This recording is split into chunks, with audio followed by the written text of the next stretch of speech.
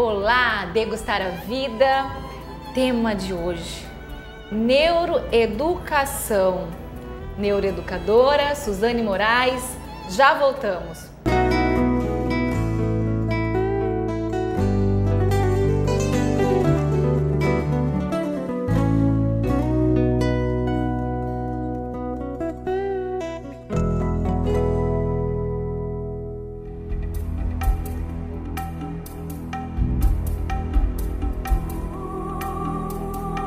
Degustar a vida, eu quero degustar a vida muito bem. E para isso eu trouxe o tema neuroeducação com a Suzane Moraes, que ela é graduada em pedagogia, mas é uma neuropedagoga. Exatamente, neuroeducadora. Com especialidades, né, nessa área de educação. Né? Todo o investimento dos últimos 8 anos vem sendo voltados para essa área, aproveitando aí os avanços de pesquisas científicas, né, aplicadas à área de educação. E parece que é um tema tão longe da realidade, não. Ele é extremamente real, necessário, neuroeducação.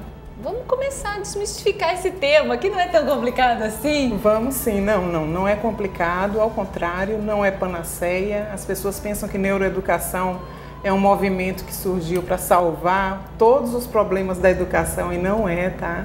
Ok. Surgiu justamente para contribuir com o melhor desempenho do aluno, do indivíduo em seu processo de aprendizagem e, portanto, se vale das pesquisas neurocientíficas sobre o sistema nervoso, sobre o funcionamento do cérebro, sobre como e de que forma o cérebro aprende e apreende informações o tempo inteiro. Aqui mesmo nós estamos aprendendo várias coisas ao mesmo tempo, observando, olhando. Se é para aquela, se é para essa, se é para essa, se somos interagindo, e nossos canais de percepção, nossos sentidos estão bem ativados nesse momento. Então, a neurociência, e principalmente a neurociência cognitiva, ela veio justamente para fazer essa pesquisa e entender quais áreas do cérebro são ativadas no momento em que a pessoa está aprendendo. Aprendendo. Então, todo momento seria importante aprendermos. Até por uma evolução. É a apreensão do aprendizado. Olha que delícia. Então, eu vou aprender a aprender. A aprender. Isso. Ai, isso é a neuroeducação. Então, já estamos começando a desmistificar esse nome. Exato. Que as pessoas acham que são coisas assim, cérebro, é mistério. Não é mistério. Não, mas é o órgão mais importante que nós temos. É um órgão como todos os outros e ficou relegado aí ao longo dos anos, principalmente na área de educação, porque o papel do professor ao longo da história era só passar o conteúdo e do aluno só absorver, mas sem entender muito bem tanto as dificuldades, tanto os distúrbios, tanto as necessidades individuais de cada aluno. Então, a partir do momento que isso foi acontecendo, foi favorecendo a compreensão dos educadores em buscar melhores práticas, melhores metodologias, para alcançar também o melhor desempenho cognitivo dessas crianças. Cognitivo que você diz é em termos de comportamento? Cognitivo seria em termos de conhecimento mesmo. Okay. Ou seja, porque o que a criança faz no seu período escolar? Ela aprende diversos conteúdos. Okay. Mas essa apreensão desse conhecimento, esse processo cognitivo que está ali presente, do conhecer diversas áreas, conhecer a matemática, conhecer o português, conhecer a ciência, aprender a se relacionar, trabalhar a cidadania. Então, a inteligência social, os outros módulos de inteligência, como é que é isso? Esse é o processo cognitivo em geral, em termos gerais que a gente fala.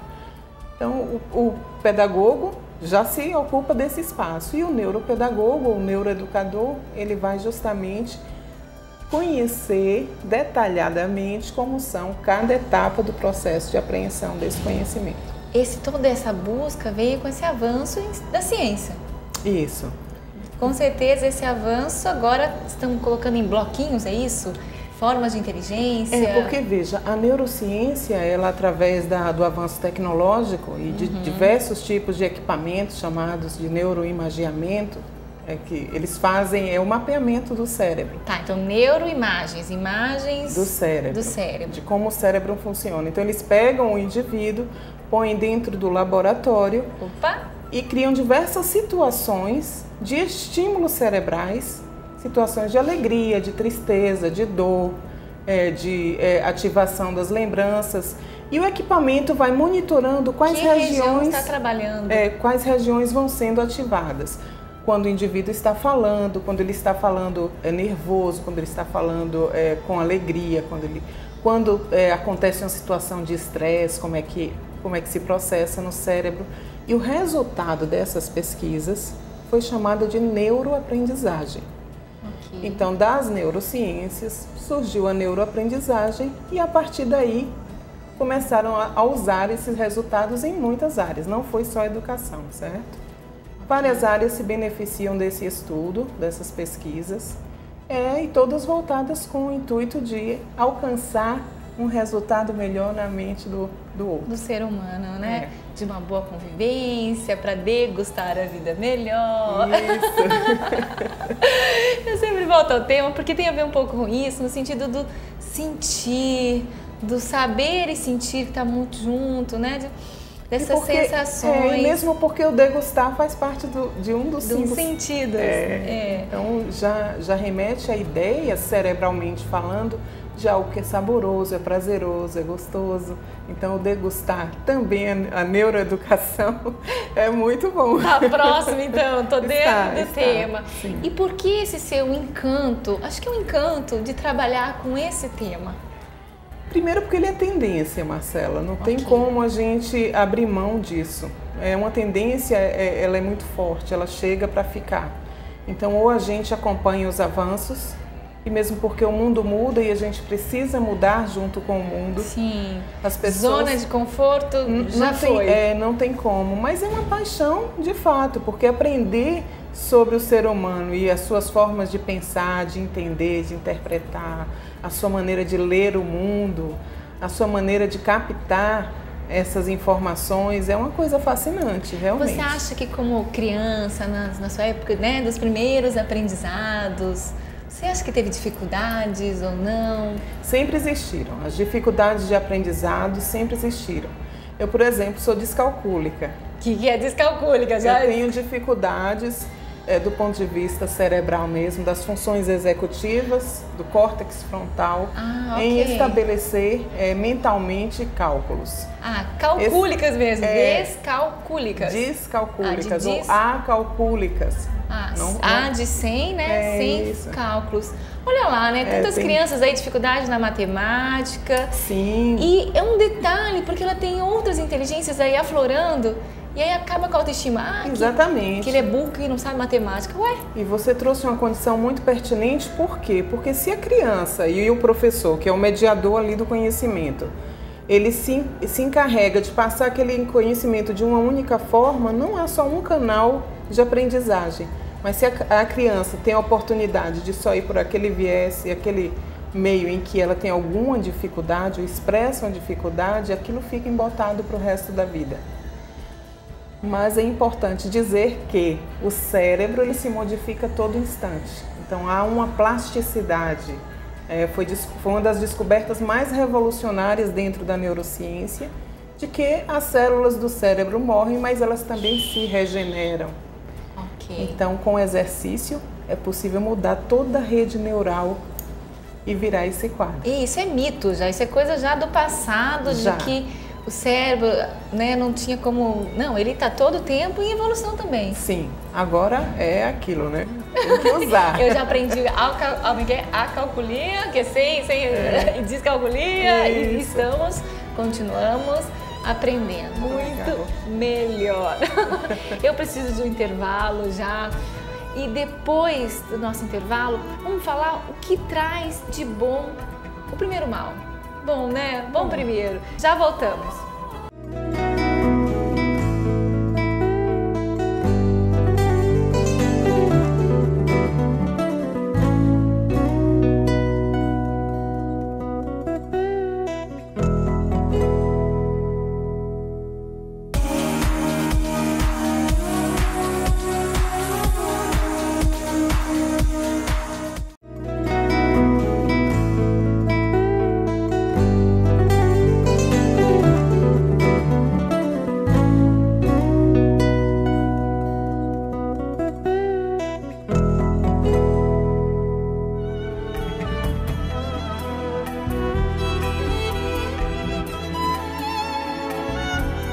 Degustando a Vida, de volta do intervalo. Primeiro momento nós falamos sobre neuroeducação, aqui com a Suzane Moraes, neuroeducadora. Isso, eu gostei disso, é forte. É forte. Turbina esse jovem idoso, essa jovem criança, porque todos podem ser jovens. O bebê também. O bebê? Aprende. Tá, agora eu quero saber o que a neuroeducação pode contribuir para um ser humano melhor, para esse aprendizado, aprender melhor. O que ela pode ser positiva mesmo? Então, a neuroeducação enquanto disciplina, Marcela, ela veio fundamentada em 12 princípios.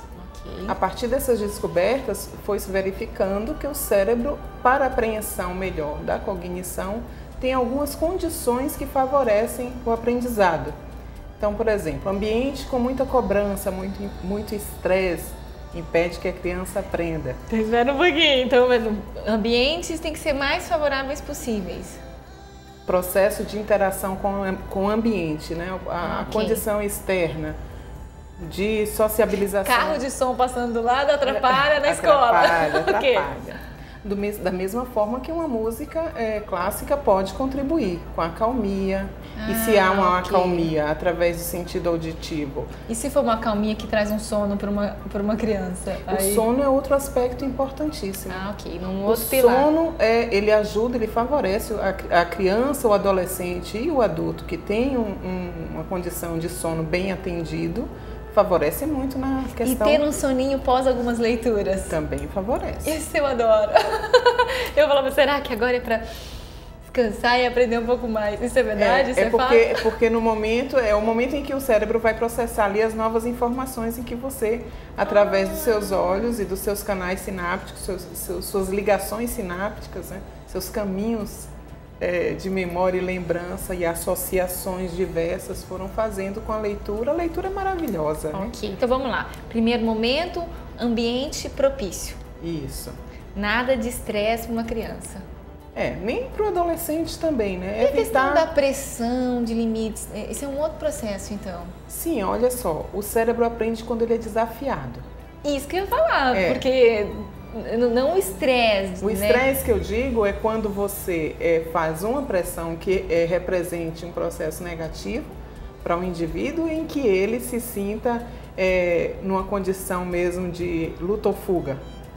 Ok. Isso é o estresse. Aí dispara o sistema límbico, a emoção vem e embota mesmo. Por quê? Porque o processo da atenção, da concentração, da memória, das funções executivas, de planejamento, de estratégias, são todas concentradas aqui nessa região. E no momento em que vem uma emoção forte, seja por cobrança, seja por pressão, seja por um processo emocional mais intenso, essa região fica embotada. Não me cobrem, não me cobrem.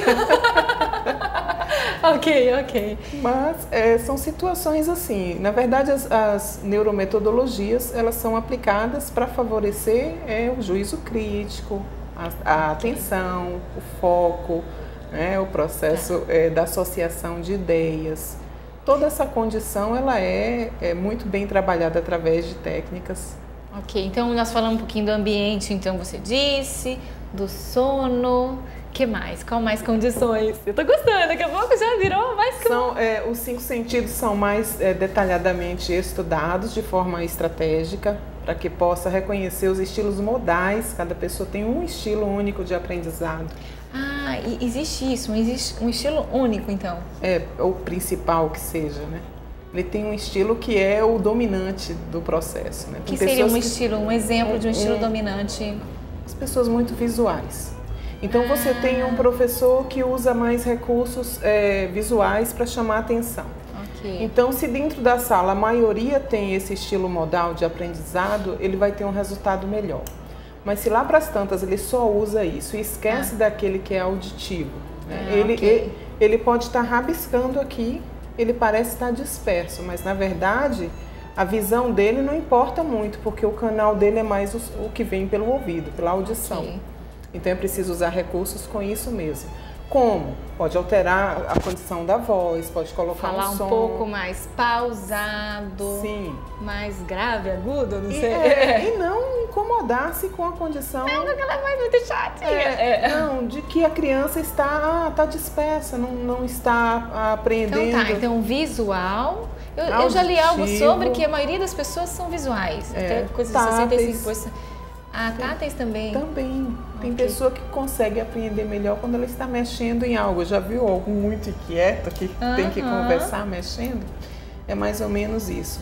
Os sinestésicos, que são basicamente esses que gostam de sensações, movimentos. Então, se um professor anda muito de um lado para o outro, ele pode incomodar quem é visual.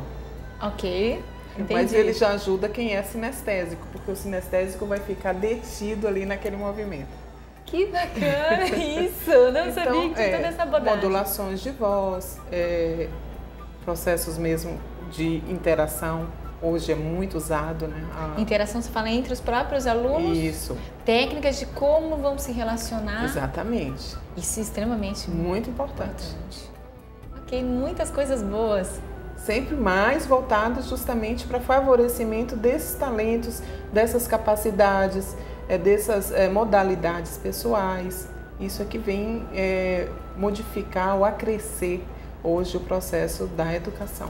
E já tem, assim, não digo pesquisas, mas pessoas já nessa forma de aprendizado que já tem como mensurar isso, que essas pessoas estão, não digo mais evoluídas, mas tem como condições melhores? São os dois lados, né? Sempre existiu professores que também usavam vários recursos sem entender mesmo sem esse conhecimento mais detido de como o cérebro aprende. Então, eles já usavam isso até intuitivamente, né? Sim. E os alunos também que tinham mais destaque. Então, em sala de aula é comum a gente ver, tem crianças que têm domínio sobre vários módulos de inteligência, ela vai saber se destacar em várias áreas, já outros não. Então, mensurar isso aí seria ao longo da vida, ao longo do... Né? Ao longo da vida daria para mensurar, mas hoje, assim, em termos do que já está sendo aplicado... se existe um diferencial. Agora eu entendi a sua pergunta. Sim, claro. Com certeza já existe. Com certeza. Isso é um processo laboratorial. Primeiro, as técnicas elas são testadas com pessoas de várias idades em laboratório por um longo período. E depois elas são aplicadas. Mas como... Mas a gente, você sabe, professor, educador, ele é o primeiro cobaia. E depois as crianças também são cobaias o tempo todo. A gente está aprendendo, está ensinando, está aprendendo. Então, há essa dinamicidade dentro do contexto da educação. Excelente esse tema. Cadê as coisas negativas? Por enquanto eu estou vendo coisa boa nesse tema. Não, mas tem aspectos também que precisamos tomar os devidos cuidados. Isso daí veio de que país? Começou essas pesquisas? Geral, né, no mundo. A década de 90, por exemplo, foi um movimento intenso, foi conhecido como a década do cérebro. Principalmente os Estados Unidos saiu na frente com várias pesquisas nesse sentido, em que foram aplicadas inclusive em cinema, na aeronáutica, na marinha, no exército. Sim. Como no cinema? Me dá um exemplo disso. Me ajuda o meu cérebro a captar e aprender. Então, aí entra o processo lá do sistema límbico, em que mexe com as emoções. Sim. Então vai desde os decibéis usados no cinema, com as músicas, desde as imagens subliminares que são colocadas ali para mexer com a parte occipital, né, da visão, que fica ali escondida e que você não percebe, mas você está captando. Porque na verdade a gente está interagindo o tempo todo em muitas dimensões de captações. Então eles usam esses recursos bem detalhadamente, visando alcançar melhor a emoção, no caso de quem está assistindo, para conseguir aprender mais aquela atenção, é isso? Exato. E aí, por exemplo, nos esportes, usa-se muito a questão do foco, da atenção, da concentração. Esses atributos são muito mexidos. Mas são mexidos como? São mexidos através de técnicas, de métodos, de exercícios cerebrais, propriamente dito, que fazem essa pessoa ter um desenvolvimento, um desempenho muito melhor. Ok. Precisamos de mais um intervalo para uma água e logo em seguida já voltamos.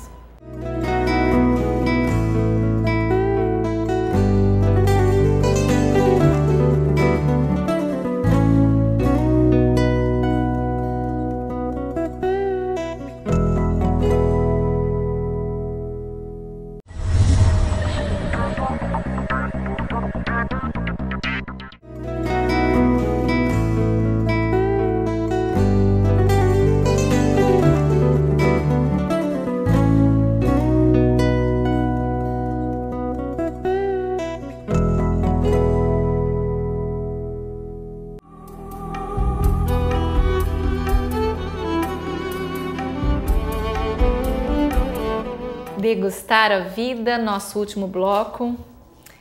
Falamos o que é neuroeducação, falamos as questões que são favoráveis a isso, aos processos. Algumas? Algumas, né? Tem muitas? Tem bastante. Ok. Mas eu quero saber o que é desfavorável a isso. Certo. Né? Não, porque mil maravilhas não é, né, Suzane? Vamos falar a verdade. Com certeza. Como toda neociência, ou é uma especialidade que nasceu agora, é um bebê. A neuroeducação é um bebê, podemos dizer, né? Ela é filha da neuroaprendizagem. Mas enquanto especialidade, enquanto ramo científico e principalmente por ser da educação, e a educação em si se vale de muitos outros saberes, eu posso dizer que nem tudo são mil maravilhas, nem flores. Só sei que nada sei. Mas se fosse para destacar, assim, algo que fosse desfavorável, eu diria primeiro o desconhecimento das pessoas e dos profissionais da área de educação. Eles precisam estar... Então, primeira situação seria esse desconhecido e essa aversão ao desconhecido. Isso, é a resistência à mudança, porque eu já tenho o meu saber, eu já tenho o meu fazer. Eu vou mudar isso para quê? Estudar o cérebro vai dar trabalho, mas vai dar trabalho, mas vai trazer grandes recompensas. Mas justamente alguém ter trabalhado, que nós estamos aqui, nós temos água no copo, Sim. Nós temos condições favoráveis para dormir, para comer, para ir ao cinema, para ler, para pensar, para decidir, para querer se não, posicionar-se. Mas basicamente seria isso. Tá, e mais uma? Mais uma seria a condição da neuroética. Neuroética? Que determina até que ponto que nós podemos lançar mão desse conhecimento neurocientífico para turbinar um cérebro.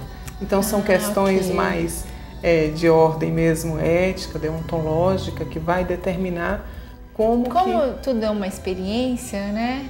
E nem todos estão querendo estar na experiência, seria isso? Não é isso que valeria essa questão ética?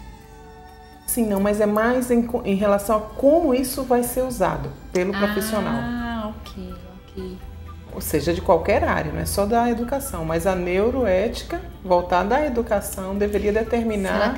Se ela tem boas intenções, que deve ter boas intenções. Isso, futuramente. Partimos do princípio que sim, mas eu posso, por exemplo, investir em turbinar um cérebro para tornar uma pessoa extremamente competitiva sem ter uma noção de que eu vou causar nessa pessoa, de como que...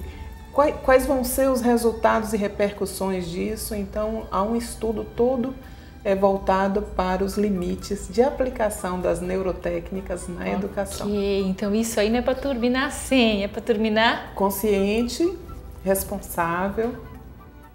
Isso mesmo, consciente sempre, né? Responsável com certeza. Exato.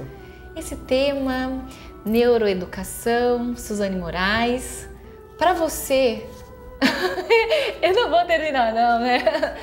Para você acha ainda lado mais favorável ainda, com certeza. Em inúmeras questões favoráveis. Não, sem dúvida. Tem muito mais aspectos favoráveis e eu sugiro mesmo que as pessoas de todas as linhas de conhecimento, inclusive os educadores, possam se permitir despertar a curiosidade um pouco através dessa nossa entrevista. Inclusive gostaria de agradecer a oportunidade. Sim. E que possam pesquisar um pouco mais, conhecer mais, afinal você é detentor de um cérebro E pode alcançar maravilhas de desempenho e ter até uma velhice muito sadia, usando o cérebro saudavelmente. Vale a pena. Excelente. Então, para finalizar então agora, o que é para Suzane Moraes, nossa neuroeducadora, degustar a vida, a sua vida? Ok, então pegando o gancho aí, fazendo um link, degustar a vida é aproveitar todas as oportunidades que a vida nos dá, seja ela boa, seja ela um pouco dolorida, seja ela muito marcante, mas é aproveitar e tirar um aprendizado sempre positivo, sempre favorável, sempre de engrandecimento e crescimento de você enquanto pessoa. Para mim é isso, degustar a vida. Muito obrigada. Obrigada, eu agradeço. E quem está em casa, espero que neuroeducação, junto com degustar a vida, tenha feito de você uma pessoa um pouquinho melhor, que com certeza isso vai tem deixado um pouquinho de vontade de saber mais. Isso mesmo. Degustar a vida, agradece a presença de vocês. Espero vocês no nosso próximo programa. Obrigada.